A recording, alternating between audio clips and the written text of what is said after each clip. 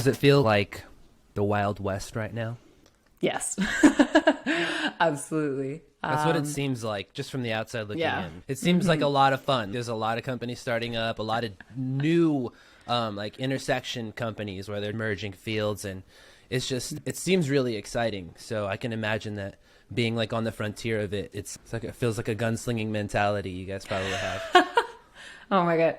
First of all, loved that reference. My favorite book of all time is The Dark Tower, and it literally is a story about gunslingers. So if you haven't checked it out, check it out. It's great. Okay. 7-book series if you want to absorb your soul into something for a bit. Okay.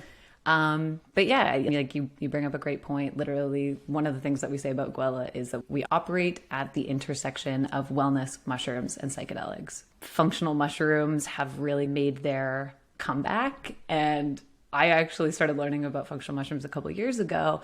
And as I was like watching videos and learning more, and then saw like studies creeping up about psychedelics, and I was already tapped into it, but we'll get into more of that later. But I remember having conversations with people and being like, this is coming. This was like 2018. And I was like, mushrooms are going to be the next cannabis for sure. Like the waves are already starting to ripple. And yeah, now there's probably like 10 companies a day starting, tons of functional mushroom products, tons of new like corporate entities, IPing in the psychedelic space. Like there's a lot of first to market, best product. Are we going to legalize speculations? Yeah. A lot of questions being asked, but really cool conversations. So Totally. And it is exciting. It's interesting to work in a field where there's not a lot of consumer information yet. So you're also like half of your business is creating consumer information and building intellectual property while creating product, probably.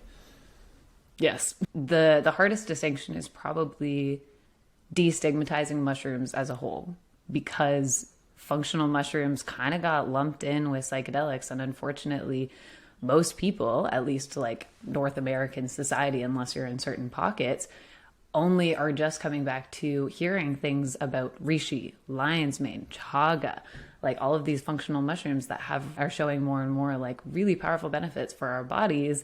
But they're like medicinal mushrooms. We get asked so many times a day, oh, these are magic ones, am I going to trip out? Right. Or whatever. And we're like, no, they're different. But they're also super good for you in different ways. Like both medicinal, in their own ways. But it is definitely a huge time of education and destigmatization.